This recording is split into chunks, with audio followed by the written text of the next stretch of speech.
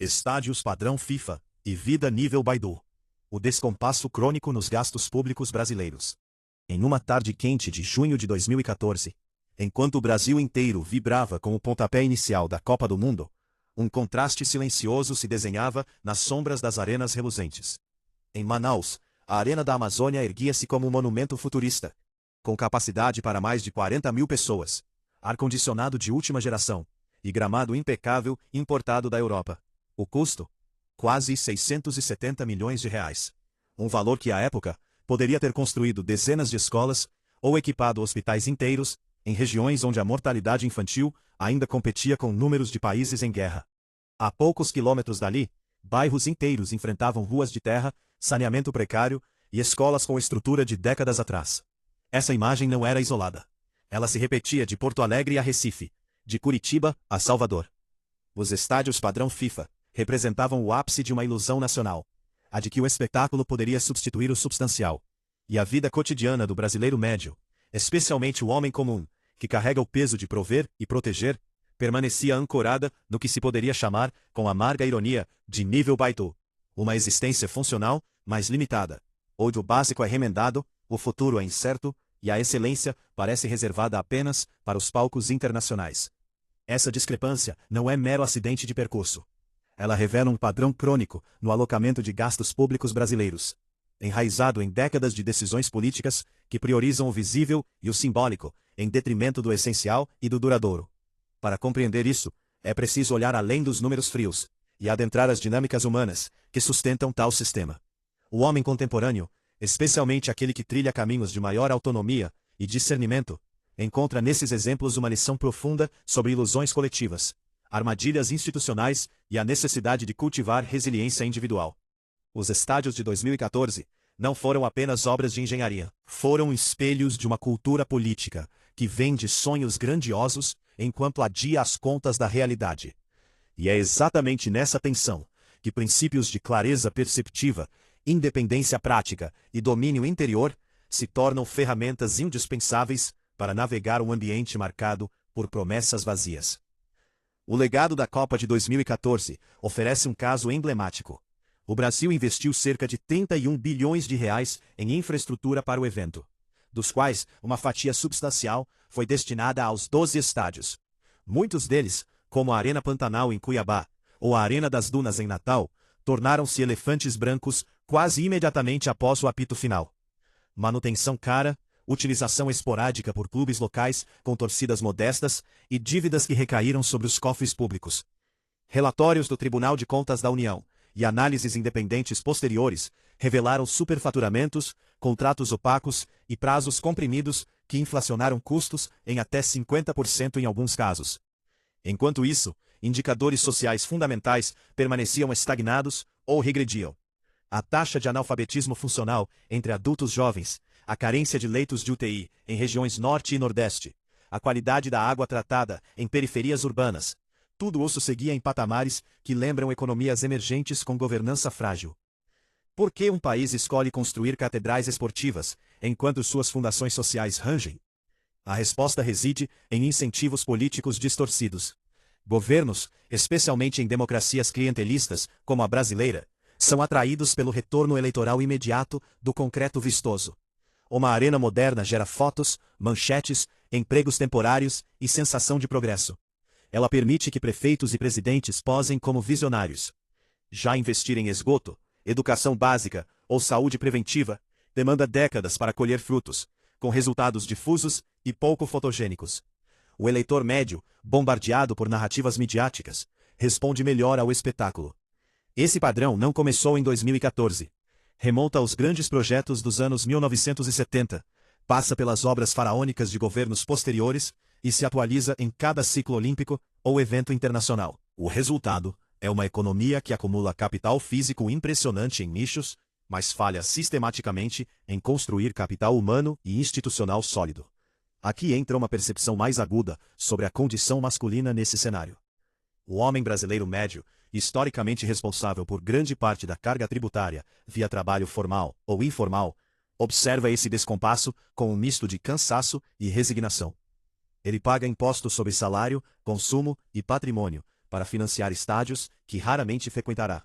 Enquanto enfrenta filas em postos de saúde precários, escolas com greve constante e segurança pública ineficaz. Essa realidade ecoa uma compreensão mais profunda da natureza das instituições. Elas não são entidades benevolentes guiadas por um interesse coletivo abstrato, mas arenas de competição por recursos, onde narrativas emocionais frequentemente superam cálculos racionais. Reconhecer isso, a diferença entre o que é vendido como investimento no povo e o que realmente acontece com os recursos extraídos, representa um despertar semelhante ao que ocorre quando se questionam outras camadas da realidade social. Não se trata de cinismo, mas de clareza. O indivíduo que internaliza essa visão deixa de esperar soluções salvadoras do alto e passa a priorizar o que efetivamente controla: sua própria capacidade, rede e disciplina. Essa clareza perceptiva encontra paralelo natural na ênfase estoica sobre distinguir o que depende de nós, o que escapa ao nosso controle. Epicteto, Marco Aurélio e Sêneca repetiam que a perturbação não vem dos eventos, mas do julgamento que fazemos deles. No contexto brasileiro, o homem que se revolta indefinidamente contra a corrupção ou a má alocação de verbas gasta energia vital em algo externo e, em grande medida, incontrolável. O sistema político opera com lógicas próprias, ciclos eleitorais de 4 anos, alianças fisiológicas, pressão por visibilidade, que não se alteram por indignação isolada. Aceitar essa limitação não significa passividade, mas libertação. Significa redirecionar o foco para o cultivo de virtudes pessoais, competência profissional, saúde física, inteligência financeira e relacionamentos seletivos. Em vez de torcer para que o próximo governo faça a coisa certa, o indivíduo estoico construi sua própria arena, menor talvez, mas sólida e autossuficiente. Essa mentalidade ganha contornos práticos quando observamos trajetórias de homens que optaram por caminhos de maior autonomia. Considere o engenheiro paulista que, após anos contribuindo com impostos altos para financiar obras megalomaníacas, decidiu reduzir sua exposição ao sistema. Migrando parte de suas atividades para o mercado digital internacional, investindo em ativos reais e priorizando habilidades transferíveis, ele minimizou sua dependência de um Estado que gasta mal. Não é fuga covarde, é estratégia racional. Da mesma forma, o pequeno empresário do interior, que em vez de esperar subsídios ou infraestrutura perfeita, constrói sua operação com eficiência enxuta, estoque controlado e foco em clientes que pagam em dia. Esses exemplos ilustram uma forma contemporânea de independência. Não se isolar completamente da sociedade, mas reduzir o investimento emocional e financeiro em estruturas disfuncionais.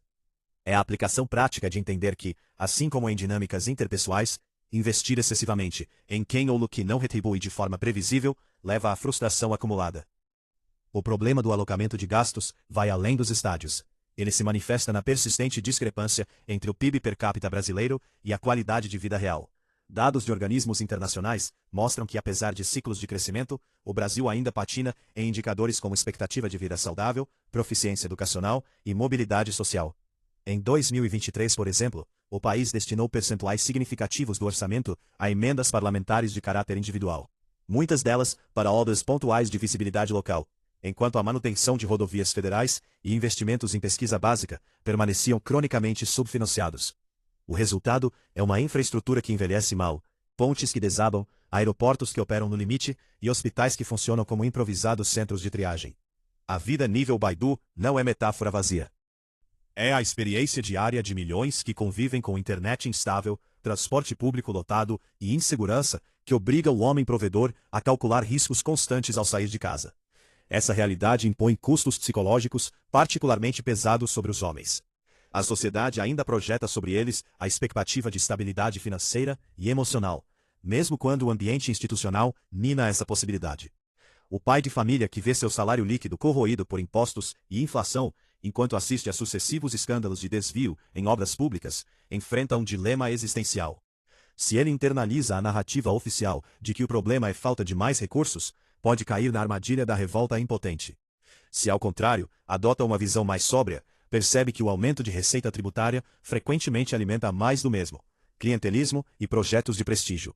Estudos sobre psicologia masculina sugerem que a frustração crônica por falta de agência leva a comportamentos compensatórios, consumismo, escapismo digital ou relações desequilibradas.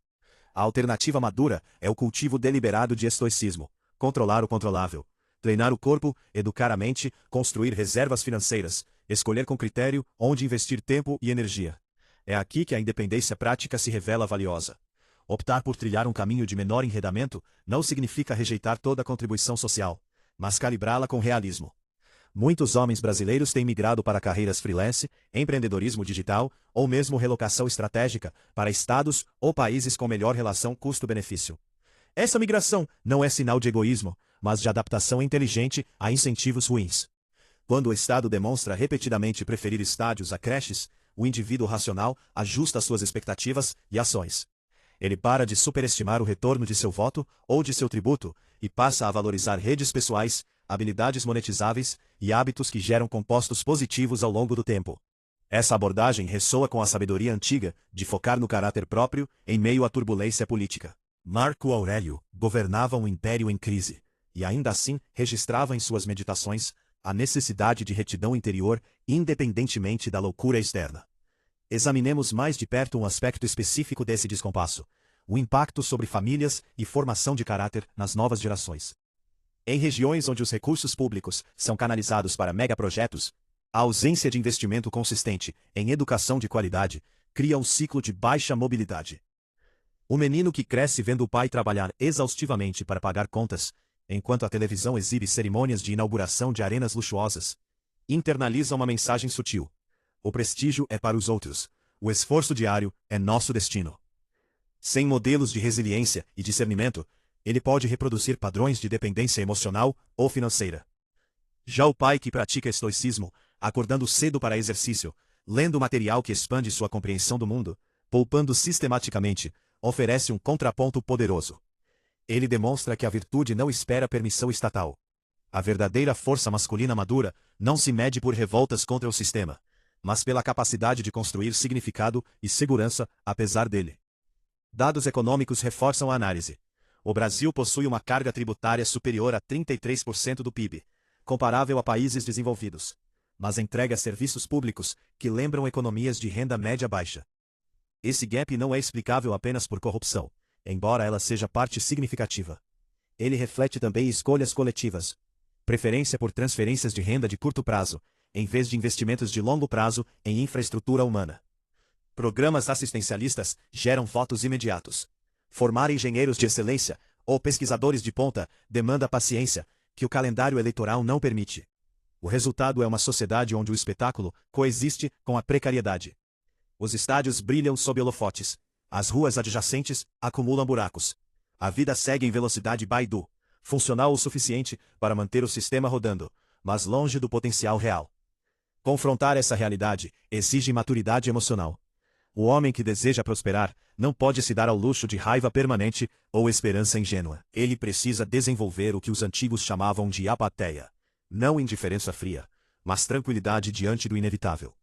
Os ciclos políticos brasileiros, com suas promessas repetidas de choque de gestão ou nova era, raramente alteram o padrão subjacente de alocação ineficiente. Reconhecer isso permite alocar energia onde ela rende, no aprimoramento pessoal contínuo. Aprender uma habilidade de alto valor. Construir um negócio escalável. Manter a forma física. Cultivar relacionamentos baseados em respeito mútuo, em vez de dependência. Essa é a verdadeira independência. Não o isolamento total, mas a redução de vulnerabilidades desnecessárias.